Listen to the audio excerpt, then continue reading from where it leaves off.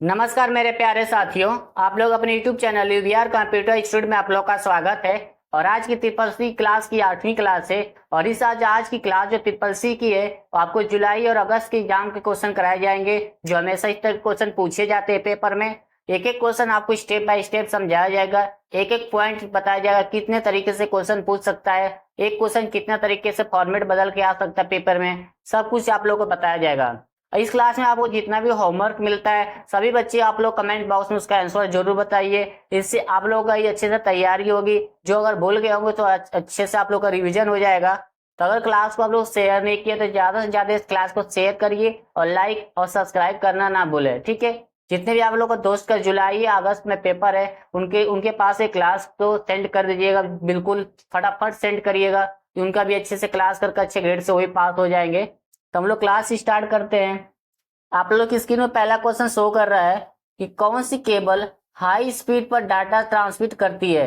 यानी पूछा गया क्वेश्चन है कि बताइए कौन सी केबल होता है जो हाई स्पीड पर डाटा ट्रांसमिट करती है, ठीक है। तो हम लोग डायरेक्ट इसका आंसर सॉल्व करते हैं। इसका आंसर हो जाएगा आपका सी, ऑप्टिकल फाइबर केबल होता है जो हाई स्पीड में डेटा ट्रांसमिट करता है, ठीक है। इस चीज को ध्यान रखिएगा।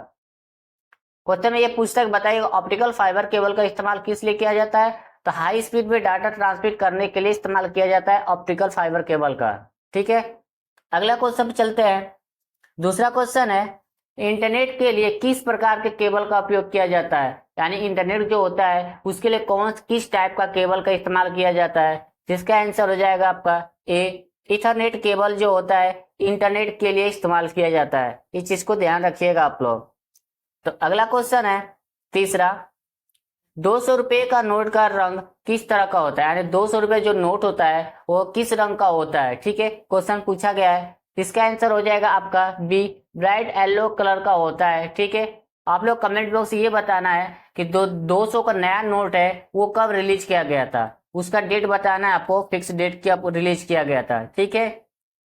आगे एक और क्वेश्चन इसी में कि जो 200 का नोट होता है उसके बैक साइड में किस चीज का सिंबल बना होता है, वो भी आप लोग कमेंट में उसको बताइएगा, क्योंकि करेंसी से भी क्वेश्चन पूछे जाते हैं ट्रिपल सी एग्जाम्स में। तो आगे चलते अगले क्वेश्चन पे। चौथा क्वेश्चन है कैल्क में कंट्रोल प्लस आर का उपयोग किस लिए किया जाता है। जो कैल्क होता है उसमें कंट्रोल प्लस आर का इस्तेमाल किस लिए करते हैं, ठीक है। इसका आंसर हो जाएगा आपका डी, राइट अलाइन करने के लिए इस्तेमाल किया जाता है। होता क्या है देख लेते हैं। मान लीजिए कि आपने इस पर कैल्क पे वर्कशीट हो, जो आप सीट पर काम कर रहे हैं, कोई टेक्स्ट आपका बाय डिफॉल्ट लेफ्ट ही होता है। अगर इसको राइट करना है तो आप क्या करेंगे, उस टेक्स्ट के पार्ट सेलेक्ट करके उसको कंट्रोल प्लस आर कर देंगे तो आपका राइट साइड चला जाएगा, ठीक है। अगर बीच में रखना है जिसको बोलते हैं सेंटर, इसके लिए कंट्रोल ई का इस्तेमाल किया जाता है। इस चीज को ध्यान रखिएगा। तो अगला क्वेश्चन है पांचवा, एनईएफटी इंडिया में, यानी कि एनईएफटी की शुरुआत इंडिया में कब हुई थी। क्वेश्चन में पूछा गया है कि भारत में नेफ्ट यानी कि एनईएफटी की शुरुआत कब की गई थी या कब हुई थी। क्वेश्चन इस तरह से पूछता है, ठीक है। इसका आंसर हो जाएगा बी, हो जाएगा नवंबर 2005 को एनईएफटी का शुरुआत की गई थी, ठीक है। ये इंडिया का है। कभी कभी क्वेश्चन ये पूछता है कि बताइए भारत में एनईएफटी की शुरुआत कब की गई थी, ठीक है। एक क्वेश्चन इस तरह पूछता है। दूसरा क्वेश्चन पूछेगा एनईएफटी का डेवलप कब हुआ था इंडिया में, ये भी क्वेश्चन इस तरह भी आता है। तो 5 नवंबर को किया गया था इसका, ठीक है। आप लोग कमेंट बॉक्स में बताना है कि एनईएफटी का फुल फॉर्म क्या होता है, क्योंकि फुल फॉर्म भी पूछे जाते हैं ट्रिपल सी एग्जाम्स में। तो अगला क्वेश्चन पे चलते हैं। 6 क्वेश्चन है एटीएम का फुल फॉर्म क्या है। क्वेश्चन मार्क है, आप लोगों के लिए होमवर्क है, इसलिए आप लोगों को बताना है, क्योंकि बहुत बार क्वेश्चन पूछा जाता है कि एटीएम का फुल फॉर्म क्या होता है, ठीक है। तो सभी स्टूडेंट इसका कमेंट बॉक्स में आंसर दीजिएगा, इससे पता चल जाएगा आप लोग का अच्छे से तैयारी चल रही कि नहीं। क्योंकि एटीएम हो गया, डेबिट कार्ड हो गया, आपका आधार कार्ड हो गया, ये सब आपका पैन कार्ड हुआ, इससे में से क्वेश्चन अच्छा खासा बनता है। ये आपका क्वेश्चन एटीएम कार्ड वाला पर डिजिटल फाइनेंशियल टूल जो चैप्टर आपका आया 8वां, उसका क्वेश्चन है, ठीक है। इसका आंसर सभी बच्चे कमेंट बॉक्स में जोड़ दीजिएगा। अगला क्वेश्चन पर है 7वां क्वेश्चन है कि आईएफएससी कोड में कितने अक्षर और संख्याएं होती है। यानी आईएफएससी कोड में कितने लेटर और नंबर होते हैं, ठीक है। ये भी पेपर में पूछे जाते हैं। इसको अच्छे से समझ लेते हैं क्या क्या होता है। आईएफएससी का फुल फॉर्म होता है इंडियन फाइनेंशियल सिस्टम कोड होता है, किसका, आईएफएससी का। अब इसमें क्या होता है, 11 डिजिट का कोड होता है, यानी 11 नंबर का एक कोड होता है जिसको बोलते हैं आईएफएससी कोड। ठीक है, फर्स्ट जो होता है 4 अल्फा कैरेक्टर होता है, ये क्या करता है, रिप्रेजेंट द बैंक, यानी ये जो 4 कैरेक्टर होते हैं अल्फा का, ये आपको 4 कैरेक्टर आपको बैंक को रिप्रेजेंट करता है। ठीक है, लास्ट के 6 कैरेक्टर जो होता है ये ब्रांच को रिप्रेजेंट करते हैं। ठीक है, और पांचवा होता है वो आपका जीरो होता है। तो पेपर में पूछेगा, बताइए कि आईएफएससी कोड में कितने अक्षर और संख्या यानी नंबर और लेटर होते हैं। तो आपको बताना है कि फर्स्ट के 4 अल्फा कैरेक्टर जो होते हैं वो आपको बैंक को रिप्रेजेंट करते हैं, और लास्ट के जो 6 कैरेक्टर्स होते हैं वो आपको ब्रांच को रिप्रेजेंट करते हैं, और पांचवा आपका जीरो होता है। और आईएफएससी कोड 11 नंबर का होता है, और आईएफएससी का फुल फॉर्म होता है इंडियन फाइनेंशियल सिस्टम कोड होता है। ठीक है, ये आपका पूरा डिटेल है आपका आईएफएससी कोड का। इस चीज को ध्यान रखिए क्योंकि ये क्वेश्चन हमेशा पूछे जाते हैं पेपरों में, ये क्वेश्चन हमेशा रिपीट होता रहता है। तो आगे चलते अगले क्वेश्चन पे। 8वां क्वेश्चन है, दी गई संख्याओं का योग ज्ञात करने के लिए किस फंक्शन की का उपयोग किया जाता है। पूछा गया दी गई संख्याएं हैं उसको ज्ञात करना है, तो बताइए कौन से फंक्शन की का इस्तेमाल कर सकते हैं। तो इसका आंसर हो जाएगा आपका बी, इक्वल सम करते हैं। जब उसके बाद जो आपका फंक्शन जो आपको वर्ड दिया है, आपको जो सम दिया है उसको करने के लिए आप कर सकते हैं। ठीक है, अगर यहीं पे सम की जगह एवरेज निकालने को दे दे, मैक्सिमम दे दे, मिनिमम दे दे, तो आपको पहले इक्वल लगाना पड़ेगा, तो क्योंकि फॉर्मूला होता है। एक्सेल आपको फॉर्मूला कैल्क इम्प्रेस नहीं करो, कैल्क राइटर और आपका एक्सेल हो गया, आपका वर्ड हो गया, आप उसमें कुछ भी मैथ का सॉल्यूशन निकालेंगे तो आपको इक्वल लगाना पड़ेगा। ठीक है, इस चीज को ध्यान रखिएगा आप लोग।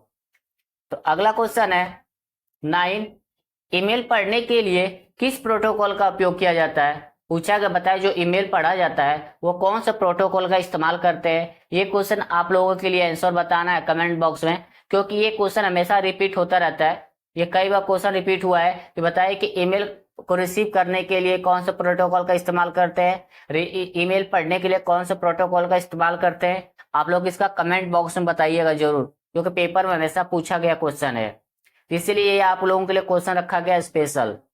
तो अगला क्वेश्चन चलते हम लोग।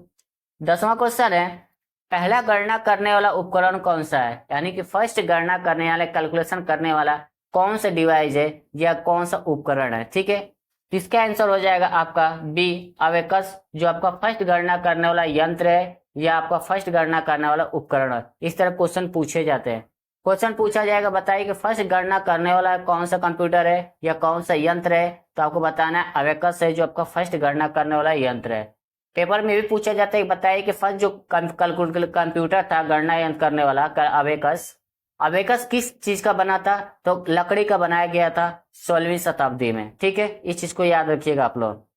तो अगला क्वेश्चन है 11, फर्स्ट कैलकुलेटर को क्या कहा जाता है, यानी कि फर्स्ट जो कैलकुलेटर है उसे हम क्या कहते हैं, या उसे फर्स्ट कैलकुलेटर को क्या कहा जाता है। ठीक है, तो इसका आंसर हो जाएगा आपका बी, पास्कल लाइन कहा जाता है। ठीक है, फर्स्ट कैलकुलेटर को पास्कल लाइन कहा जाता है, इस चीज को ध्यान रखिएगा आप लोग। अगला क्वेश्चन है 12, कौन सी मेमोरी बार बार रिफ्रेश होती है। क्वेश्चन पूछेगा, बताइए कौन सी मेमोरी होती है जिससे बार बार रिफ्रेश होती है। इसका आंसर हो जाएगा आपका सी, डी रैम जो होती है जिसे बार बार रिफ्रेश करने की जरूरत पड़ती है। क्वेश्चन एक कई तरह से पूछता है। क्वेश्चन पूछेगा, निम्नलिखित में से कौन सी मेमोरी होती है जिससे बार बार रिफ्रेश करने की जरूरत पड़ता है। ठीक है, तो डी रैम होता है। ठीक, इस चीज को ध्यान रखिएगा। एक क्वेश्चन और पूछा जाता है, बताइए कौन सी मेमोरी होती है जिससे रिफ्रेश करने की जरूरत नहीं पड़ती है, तो उसको मेमोरी का नाम है एस रैम। ठीक है, आप लोग कमेंट बॉक्स से इनका फुल फॉर्म बताना है, इसका फुल फॉर्म क्या होता है, क्योंकि ट्रिपल सी एग्जाम्स में चारों का फुल फॉर्म भी पूछा गया है। ठीक है, तो आप लोग सभी बच्चे स्टूडेंट इसका आंसर कमेंट बॉक्स में कर दीजिएगा, जिससे पता चलिएगा आप लोग कितना तैयारी किए हैं। अगला क्वेश्चन पे चलते हम लोग। 13 क्वेश्चन है, ईमेल में अधिकतम कितने साइज के फाइल भेज सकते हैं। जो ईमेल होता है उसमें कितने मैक्सिमम साइज की फाइलें हम भेज सकते हैं। ठीक है, इसका आंसर हो जाएगा आपका बी, 25 MB तक की फाइलें आप भेज सकते हैं मैक्सिमम। ठीक है, अगला क्वेश्चन है 14, लिबर ऑफिस इंप्रेस में माइक्रोस का कमांड किस मेनू में होता है।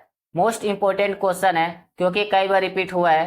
पूछा गया लिबर ऑफिस इंप्रेस में माइक्रोस कमांड किस मेनू में पाया जाता है। इसका आंसर हो जाएगा आपका सी, टूल्स में पाया जाता है। ठीक है, इस चीज को ध्यान रखिएगा आप लोग। तो अगला क्वेश्चन है 15, कैल्क में संपूर्ण सीट को सिलेक्ट करने के लिए कौन सी शॉर्ट कुंजी का इस्तेमाल किया जाता है। यानी कैल्क में संपूर्ण पूरे सीट को सिलेक्ट करने के लिए हमें कौन सी शॉर्ट की का इस्तेमाल करते हैं। ठीक है, तो आप बता दें, इसका ऑप्शन बी हो जाएगा, कंट्रोल शिफ्ट प्लस स्पेस का इस्तेमाल करते हैं। ठीक है, लेकिन आप जब कैल्क में एक कंट्रोल ए का भी करेंगे तो आपको कैल्क कंट्रोल ए से भी सिलेक्ट होता है। इस चीज को ध्यान प्रैक्टिस कर लीजिएगा।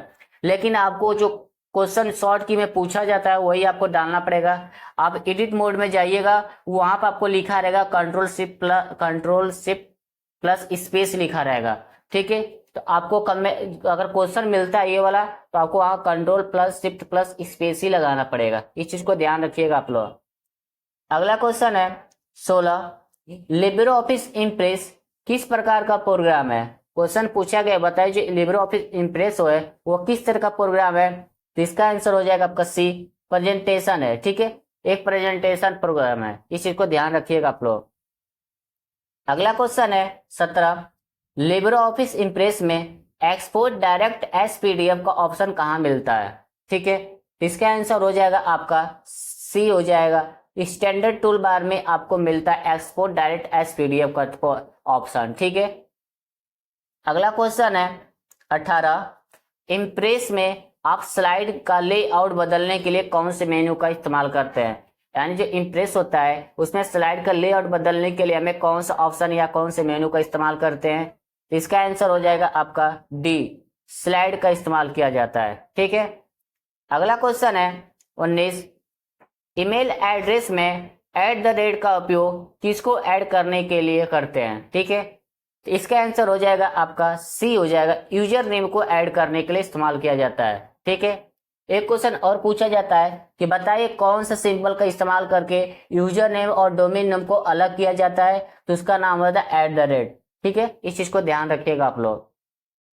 अगला क्वेश्चन है 20, लिब्रे ऑफिस में प्रेजेंटेशन ग्राफ सॉफ्टवेयर को किस नाम से जाना जाता है। क्वेश्चन पूछा गया है कि बताइए जो लिब्रे ऑफिस प्रेजेंटेशन के ग्राफ सॉफ्टवेयर है उसे और किस नाम से जाना जाता है। इसका आंसर हो जाएगा आपका सी, इम्प्रेस के नाम से जाना जाता है। ठीक है, अगला क्वेश्चन है 21, ट्विटर में ट्रेंडिंग का सिंबल क्या है। क्वेश्चन पूछा कि बताइए ट्विटर में ट्रेंडिंग के लिए क्या कौन सा सिंबल है या क्या सिंबल होता है। इस तरह क्वेश्चन पूछे जाते हैं। इसका आंसर हो जाएगा आपका ए, हैज का इस्तेमाल किया जाता है। हैशटैग जिसे होता है हैज। ठीक है, आप देखे होंगे जब आप ट्रेंडिंग टैग लगाते हैं तो आपका हैश का इस्तेमाल किया जाता है। ठीक है, अगला क्वेश्चन है 22, उमंग ऐप में एन का मतलब क्या है। क्वेश्चन पूछा गया जो उमंग ऐप है उसमें एन का मतलब क्या होता है। तो इसका आंसर हो जाएगा आपका ए, न्यू एज होता है। ठीक है, इस चीज को ध्यान रखिएगा आप लोग। अगला क्वेश्चन है 23, ईमेल एड्रेस के दो भाग को @ सिंबल का अलग किया जाता है। क्वेश्चन पूछा गया है कि ईमेल एड्रेस के दो भाग होते हैं, दो पार्ट होते हैं जिसको @ सिंबल का द्वारा अलग किया जाता है। तो क्या सही है या फॉल्स है, तो सही या गलत। तो इसका आंसर हो जाएगा आपका ट्रू, क्योंकि आपको सिंबल के माध्यम से @ जो सिंबल होता है उसी के माध्यम से आप यूजर नेम और डोमेन नेम को अलग कर सकते हैं और ऐड भी कर सकते हैं। ठीक है, इसका आंसर हो जाएगा आपका बी हो जाएगा। अगला क्वेश्चन है 24, निम्नलिखित में से इंटरनेट पर सबसे लोकप्रिय सोशल नेटवर्किंग क्या है। क्वेश्चन पूछा गया बताइए इस इंटरनेट पर सबसे पॉपुलर यानी सबसे फेमस सोशल नेटवर्किंग कौन सी होती है।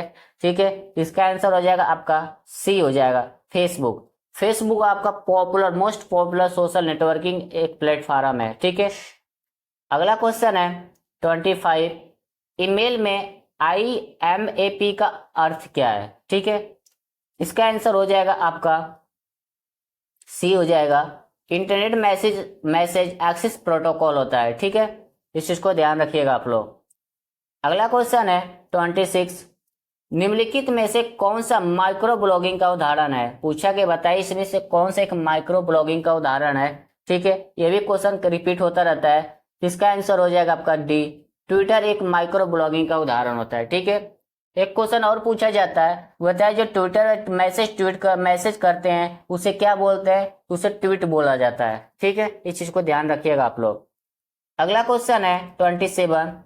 डिजी लॉकर में कितने स्टोरेज स्पेस उपलब्ध होते हैं? क्वेश्चन पूछा गया जो आपका डिजी लॉकर होता है उसमें कितने स्टोरेज स्पेस उपलब्ध होते हैं यानी दिया जाता है। जिसका आंसर हो जाएगा आपका सी, 1 GB आपको मिलता है स्टोरेज स्पेस आपका डिजी लॉकर में। ठीक है। अगला क्वेश्चन है 28।